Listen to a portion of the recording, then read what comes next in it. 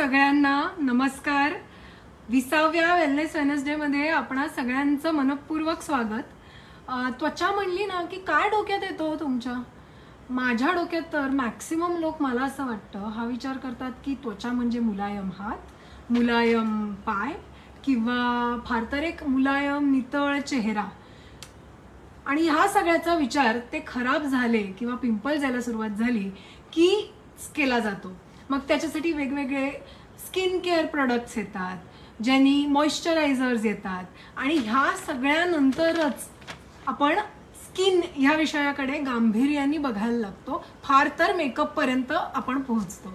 तर आजचा विषय हा याच रिलेटेड आहे. त्याआधी या विषयाला ॲड्रेस करण्याआधी मी डॉक्टरांचं स्वागत करते. Hello doctor. नमस्कार. आरोग्य तरंगच्या सगळ्या प्रेक्षकांचं मनपूर्वक स्वागत. येस, जसं मी आता म्हणलं की फार तर मेकअप, फेशियल्स किंवा अशा गोष्टींपुरताच ज्या त्वचेचा विचार केला जातो, त्या त्वचेचं म्हणजे स्किनचं बियॉन्ड ब्युटी, सौंदर्याच्या पलीकडे जाऊन, सौंदर्यशास्त्राच्या पलीकडे जाऊन आपण कसा विचार करणार आहोत आणि म्हणजे नक्की काय म्हणायचंय आपल्याला? ब्युटी बियॉन्ड स्किन म्हणजे स्किन बियॉन्ड ब्युटी म्हणजे स्किन बियॉन्ड ब्युटी म्हणजे काय म्हणायचंय मी थोडक्यात सांगू का? आपल्याला दिसणाऱ्या पलीकडे असण्याला महत्व द्यायचंय. बापरे. म्हणजे काय दिसते, जी त्वचा दिसते ती चेहऱ्याची, हाताची, फार तर पावलांची, पण त्या पलीकडच्या त्वचेचा म्हणजे संपूर्ण शरीराच्या त्वचेचा विचार करायचा आहे. कसं आहे ना शाल्मली, त्वचा ही आपल्याशी बोलत राहते. कशी? म्हणजे समजा एखादी गोष्ट ऐकली आणि अंगावर रोमांच उभे राहिले, काळजी वाटली आणि चेहरा काळवंडला, किंवा चिंतेने काळवंडणं, किंवा भीती वाटली की सर्वांगाला दरदरून घाम फुटणं, राग आला की चेहरा लालबुंद होणं आणि आनंदाने चेहरा उजळणं. म्हणजेच या वेगवेगळ्या प्रतिक्रिया जी त्वचा देते ना, त्यातनं आपल्या मनाचं आणि त्वचेचं, मेंदूचं आणि त्वचेचं हे कनेक्शन असतं. आता त्वचा काय आहे? आयुर्वेदाने काय विचार केलाय सांगते बरं का. त्वचा हे स्पर्शनेंद्रिय आहे.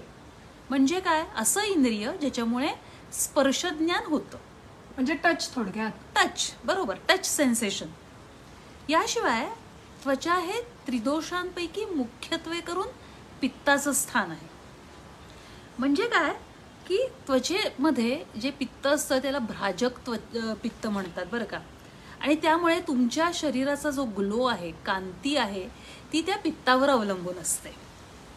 जे तुम्ही खाता त्या अन्नाचं व्यवस्थित पचन होऊन त्याला सूक्ष्मत्व आलं, म्हणजे अत्यंत सुंदर पचन होऊन अगदी सूक्ष्म फॉर्ममध्ये असा आहाररस तयार झाला की तो सगळ्या शरीराचं आणि त्वचेचं पोषण करतो. मग असं होण्यासाठी आहाराचा सुद्धा त्वचेशी संबंध आहे. म्हणजे तुम्ही जे खाता त्याचा त्वचेशी संबंध आहे. आपल्याकडे म्हणी आहेत, पी हळद आणि हो गोरी, किंवा एक दिवस तूप खाऊन रूप येत नाही, याचा अर्थ दीर्घकाळासाठी तूप खाल्लं तर रूप येतं. म्हणजेच आपल्या आहाराचा त्वचेशी अगदी नक्की डायरेक्ट संबंध आहे. याशिवाय मला एक प्रसंग आठवतो. परवा मी एक मुलगी बोलताना ऐकलं की तिच्या आजीला डायबिटीस होता आणि प्रचंड प्रमाणात ती कारल्याचा रस प्यायची, दीर्घ काळासाठी रोज कारल्याचा रस प्यायची. आणि एक वेळ अशी आली की तिच्या अंगाला सुद्धा कारल्याचा वास येत होता. म्हणजे त्वचा ही अनेक गोष्टींचं उत्सर्जन करणारं इंद्रिय आहे. अनेक गोष्टी ती बाहेर टाकत असते. शिवाय त्वचेचा संबंध येतो आहाराच्या पचनाशी. आहार पचन उत्तम तर त्वचा उत्तम. जसा इतर गोष्टींवर परिणाम होतो तसा त्वचेवरही परिणाम होतो. याशिवाय तुमच्या शरीरातला पाण्याचं प्रमाण, त्वचा जर उत्तम राहावी असं वाटत असेल तर योग्य प्रमाणात पाणी पिणं हे गरजेचं आहे. आणि यावर सुद्धा, या सगळ्यावर त्वचेचं आरोग्य अवलंबून आहे.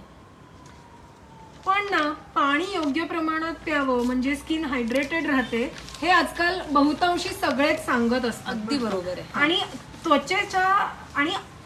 त्वचेच्या आरोग्यासाठी आहाराचा संबंध आहे हे तुम्ही म्हणाल, हे एव्हा ना सगळ्या वेलनेस वेनसडे बघणाऱ्यांना ओव्हरऑल ठाऊकच झालंय. पण पाणी आणि आहार या व्यतिरिक्त अजून काय करायचं? सगळ्यात महत्वाचं, दिवाळीला आपण जो अभ्यंग करतो ना, म्हणजे अंगाला सगळ्यात तेल लावून मालिश करतो, तो अभ्यंग नित्यनेमानी करायचा. हिवाळा असेल तर रोज करायचा, पावसाळ्यात निदान 2 दिवसाआड 3 दिवसाआड करायचा, उन्हाळा असेल तर अगदी आठवड्या 15 दिवसात एकदा तरी तो करायचा. संपूर्ण अंगाला तेल लावल्याने काय होतं, तर त्वचा तुकतुकीत राहते, त्वचा कोरडी पडत नाही, सगळ्यात महत्वाचं म्हणजे. आणि आयुर्वेदाने अभ्यंगाचे, याला अभ्यंग म्हणतात, अंगाला तेल लावणं, याला अभ्यंगाचे खूप फायदे सांगितलेले आहेत. अभ्यंगम आचरेत नित्यम असं म्हटलेलं आहे. म्हणजे नित्य नेमानी अभ्यंग करा शरीराला आपापल्या हाताने. आणि दुसरं असं काय होतं त्यामुळे, तर तुमचं म्हातारपण आहे ना ते लांबलं जातं, कारण त्वचेवर सुरकुत्या लवकर पडत नाहीत. त्याच्यानंतर जो वात आहे शरीरातला त्याचं नियमन होतं, दृष्टी तुमची सुधारते, नंतर अंगात बल येतं, स्नायूंना बल मिळतं, आणि सगळ्यात महत्वाचं त्वचा ही स्थिर राहते, अशी लोंबलेली राहत नाही, आणि झोप छान येते. त्यामुळे अभ्यंगाचे हे सगळे फायदे आयुर्वेदाने सांगितलेले.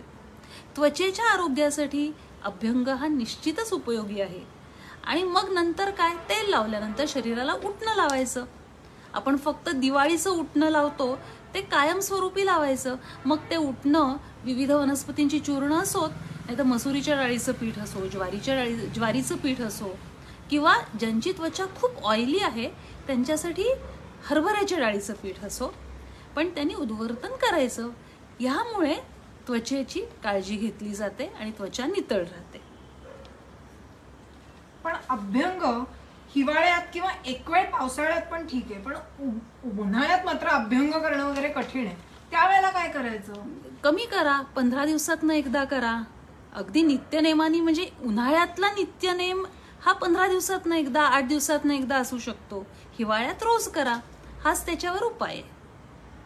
आणि अजून एक म्हणजे उन्हाळ्यामध्ये अभ्यंगाला तेल वापरण्याऐवजी तुम्ही मॉइश्चरायझर वापरा, की ज्याच्यामुळे तुम्हाला तेलकट अशी त्वचा होणार नाही, जास्त घाम येणार नाही. हा पण एक उपाय आहे. ओके, म्हणजे ऋतूनुसार अभ्यंग कसा आणि किती वेळा करायचा हे ठरवायचं असतं. बरोबर. ओके. काहींच्या ना पण त्वचेवर सुरकुत्या लवकर पडलेल्या दिसतात, त्याचं काय कारण असतं मग? मागच्या वेळी आपण मिठाचा अतियोग आणि त्यामुळे केसांवर होणारे परिणाम यावर बोललो होतो.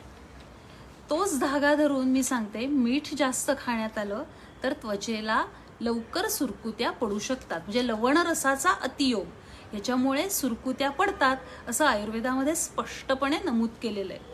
त्यामुळे आपण मीठ म्हणल्यावर फक्त ब्लड प्रेशर साठी किंवा याच्या वजन कमी करण्यासाठी कमी करा असं म्हणतो, पण तुमच्या त्वचेवरच्या सुरकुत्या किंवा केस गळणं, केस लवकर पांढरे होणं, हे अतिमिठाचे परिणाम आहेत, अतिमीठ खाण्याचे.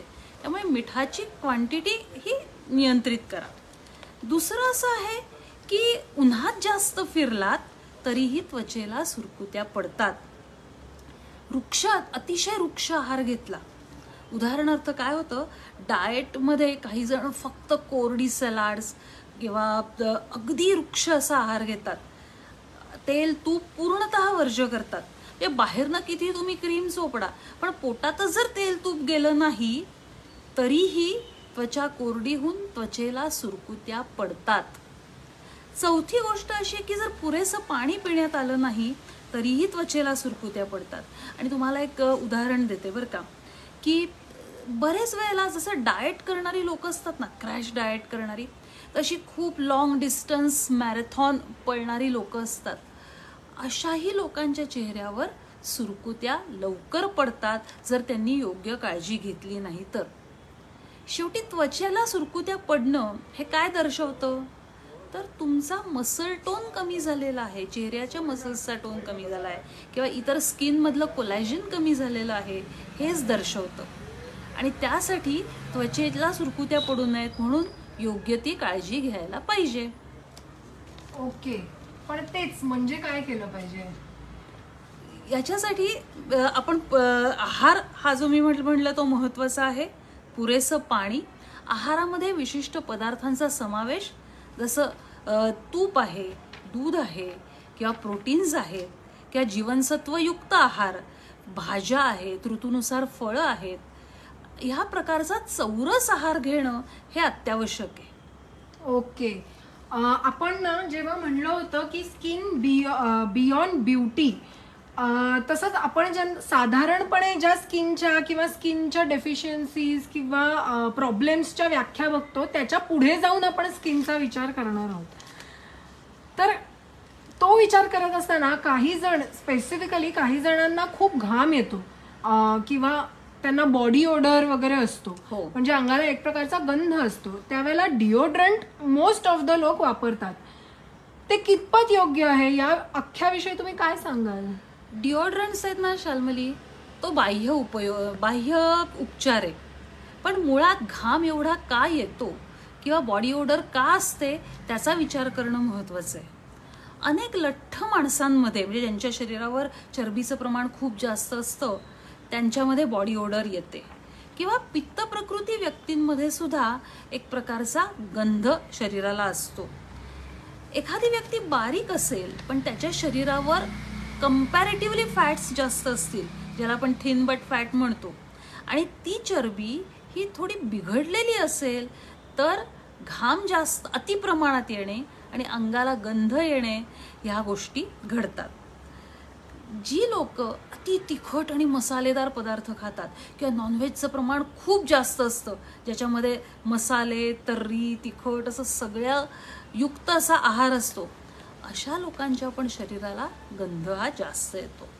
घामावाटे ना काही टॉक्सिन्स बाहेर पडत असतात आणि घाम हा उष्णतेचे नियमन पण करतो, पण त्याबरोबर शरीरातले नको असलेले पदार्थ सुद्धा बाहेर पडतात आणि त्यामुळे घाम येतो आणि अंगाला गंध येतो. आता याच्यावर उपाय काय?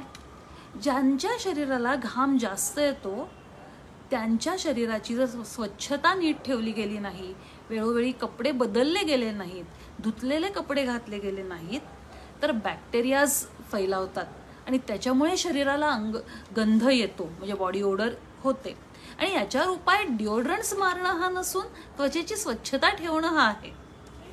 याशिवाय तिखट आणि मसालेदार पदार्थ कमीत कमी खाणं, किंवा अति वास येत असेल आणि तुम्ही नॉनव्हेज खात असाल तर नॉनव्हेजचं प्रमाण कमी करणं हा एक त्याच्यावर महत्वाचा उपाय. शिवाय वजन कमी केलं पाहिजे, शरीरावरची चरबी नियंत्रित केली पाहिजे, हे पण आहे. सात्विक आहार हा तुम्हाला गरजेचा आहे. आहारामध्ये भरपूर भाज्या, ऋतूनुसार फळं, नंतर भात, आमटी, कोशिंबीर, हा सगळा चौरस आहार, पण कमी तिखट, तेलकट, मसालेदार असा हा आहार गरजेचा आहे. एक प्रयोग करून बघा. आहारातलं तिखटाचं, तेलाचं प्रमाण कमी करा. अगदी सरळ साध्या वेलीवरच्या भाज्या, म्हणजे भेंडी, दुधी, पडवळ, दोडका, घोसाळं, याला तूप जिऱ्याची फोडणी घातलेली अशा भाज्या खा. फुलका खा, मुगाचं वरण खा, त्याला तूप जिऱ्याची फोडणी, आणि हा आहार तुम्ही एक 15 दिवस करून पहा. डेफिनेटली तुमच्या लक्षात येईल की आपल्या त्वचेमध्ये आणि केसांच्या याच्यामध्ये फरक पडलेला आहे. याशिवाय ज्यांच्या अंगाला वास जास्त येतो त्यांनी थोडीशी भाजलेली धान्य खा. त्याच्यामध्ये लाह्या आहेत, फुटाणे आहेत, किंवा भाजके पोहे आहेत. ही भाजलेली धान्य खाल्ली तर शरीरामधला क्लेद कमी होतो, पित्ताचं प्रमाण कमी व्हायला मदत होईल आणि अंगाला घाम येणं आणि वास येणं हे कमी होईल. पाणी योग्य प्रमाणात पिणं हे तर अतिशय गरजेचं आहे. त्यात तुम्ही वाळा किंवा नागरमोथा घालून पाणी पिऊ शकता. आणि सगळ्यात महत्त्वाचं, आंघोळ करताना कडुनिंबाचा पाला असतो, कडुनिंबाची झाडं आपल्या आजूबाजूला सगळीकडे असतात, तर कडुनिंबाचा पाला चुरडून तुम्ही आंघोळीच्या पाण्यात टाकलात आणि त्या पाण्याने आंघोळ केली तरीही हा घाम येणं हे नियंत्रित होऊ शकतं आणि वास येणं मुख्य हे कमी होऊ शकतं. येस, म्हणजे खरं तर आपणच एक प्रकारे कॉन्शियस होतो आणि आपला कॉन्फिडन्स कुठेतरी कमी होतो जर बॉडी ओडर येते. याच्यात अजून एक मुद्दा राहिलाय बरं का. म्हणजे जी काही मी कारणं सांगितली ना, त्याच्यामध्ये सगळ्यात महत्वाचं कारण जे टाळण्याचा प्रयत्न करावा म्हणजे दिवसा झोपू नये. कारण तुम्ही प्रयोग करून पहा, दिवसा जर तुम्ही अतिप्रमाणात झोपत असाल तरीही अंगाला वास येतो, कारण चरबीचं जे काही आहे संघटन ते बिघडतं. मेददुष्टी होते असं आयुर्वेद म्हणतो. त्यामुळे दिवसा न झोपणं हेही सगळ्यात महत्वाचं आहे.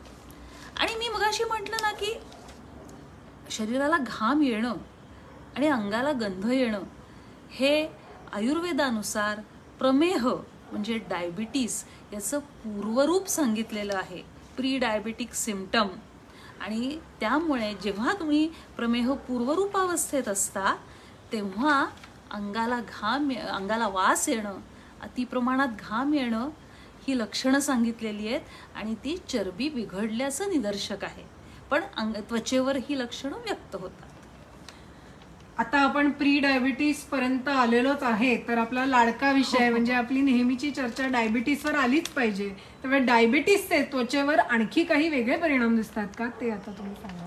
हो, म्हणजे कसं आहे, डायबिटीसमध्ये जी काही लक्षणं त्वचेवर व्यक्त होतात ती आपण जे आता मगाशी मी म्हटलं की घाम खूप येणे किंवा अंगाला वास येणं, पण त्याबरोबर पावलाला सुद्धा बधीरपणा येतो. किंवा कारण मज्जातंतू मुख्य म्हणजे नर्व्स हे अफेक्ट झालेले असतात, ज्याला आपण न्यूरोपॅथी म्हणतो. कधी कधी दाह होतो, मुख्यत्वे करून पावलांचा दाह होतो किंवा शरीरात कुठेही दाह म्हणजे आग होणे हे लक्षण व्यक्त होतं, जे त्वचेवर होतं. आणि सगळ्यात महत्त्वाचं काय, तुम्हाला सगळ्यांना माहिती आहे, एक तर डायबिटीस झाला असेल म्हणजे जास्त झाला असेल, वाढला असेल तर अंगावर पायावर फुटकुळ्या येतात. पण त्याच्याही पुढे जाऊन जखम लवकर भरून न येणे हे डायबिटीसमुळे त्वचेवर व्यक्त होणारं लक्षण आहे. आणि कारण का, तर सरळ आहे की मुळात त्या भागाला रक्तपुरवठा व्यवस्थित होत नाही, तिथे पस होतो, जंतुसंसर्ग होतो आणि त्यामुळे त्वचेची जखम भरून आणण्याची जी काही कपॅसिटी आहे तीच कमी होते आणि त्यामुळे जखम भरून न येणं हा एक महत्वाचं लक्षण त्वचेवर व्यक्त होतं. ओके, अजून कोणाला प्रश्न असतील तर ते त्यांनी विचारावेत. इथे एक प्रश्न आलेला आहे, पण त्याचं उत्तर म्हणजे तो विचारूयात. हे दुपारच्या वामकुक्षी विषयी आहे. अगदी घड्याळ लावून मी 20 मिनिटं वामकुक्षी करतो, पण ती टाळावी का? 20 मिनिटं करत असाल तर ठीक आहे, त्यापेक्षा जास्त नको. अजून कोणाला पॉवर नॅप म्हणतो ती तेवढीच असावी. अजूनही कोणाला जर प्रश्न असतील तर त्यांनी ते जरूर विचारावे. आपल्या म्हणजे आता आपण प्रश्न घेऊयात. ओके, दैनंदिन वापरामध्ये सैंधव वापरलं तर त्वचेसाठी चालतं का? तुम्ही मीठ वापरणारच आहात, मग सैंधव वापरा किंवा दुसरं जे आपलं नेहमीचं मीठ आहे ते वापरा, पण ते प्रमाणात वापरा. ओके, अजून कोणाला काही प्रश्न आहेत? आलेले नाही आहेत. तत्पूर्वी मी वेलनेस वेनसडेचा हा आजचा एपिसोड जो आहे त्याला एक लिंक अटॅच केलेली आहे. आपण जसं आरोग्य तरंगचं फेसबुक पेज आणि हे सगळं सुरू करतो आहोत, ज्याच्यावरनं आपण माहिती देत आहोत, ते साधारणतः मराठीत आत्ता आपण ठेवलेलं आहे, मराठी भाषेत ठेवलेलं आहे. सोप्या इंग्रजी भाषेत, हिंदी भाषेत ज्यांना अशीच माहिती हवी असेल त्यांनी ब्लूमार्कचं आमचं जे इंस्टाग्राम पेज आम्ही सुरू केलेलं आहे तेही जरूर फॉरवर्ड करा. त्याच्यावरही अशी वेगवेगळ्या प्रकारची माहिती आम्ही देत राहणार आहोत, ज्याचा फॉर्म थोडा शॉर्ट व्हिडिओजचा असेल. त्यामुळे जरूर फॉरवर्ड करा आणि तुमच्या घरातल्या वेळ कमी असलेल्या, इंस्टाग्राम जास्त बघणाऱ्या यंग लोकांना ते जरूर फॉरवर्ड करा, म्हणजे तेही ते फॉलो करू शकतील. त्यातल्या टिप्सचा वापर ते आपल्या आरोग्यात आणि जीवनात करू शकतील. येस, उन्हाळ्यामध्ये त्वचेसाठी कोणते पीठ वापरावे? तुम्ही ज्वारीचं पीठ वापरा किंवा मसुरीच्या डाळीचं पीठ वापरा, दोन्ही पीठही चांगली आहेत. पण हरभऱ्याचं पीठ जे आहे म्हणजे बेसन ज्याला म्हणतो, जनरली आपण हरभऱ्याच्या डाळीच्या पिठामध्ये दूध कालवून लावतो, पण हरभरा हा वृक्ष आहे, त्यामुळे त्वचा जर कोरडी असेल तर हरभऱ्याच्या डाळीचं पीठ न वापरता ज्वारीचं पीठ वापरा किंवा मसुरीच्या डाळीचं पीठ वापरा. ओके, अजून आहेत कोणाला काही प्रश्न विचारायचे?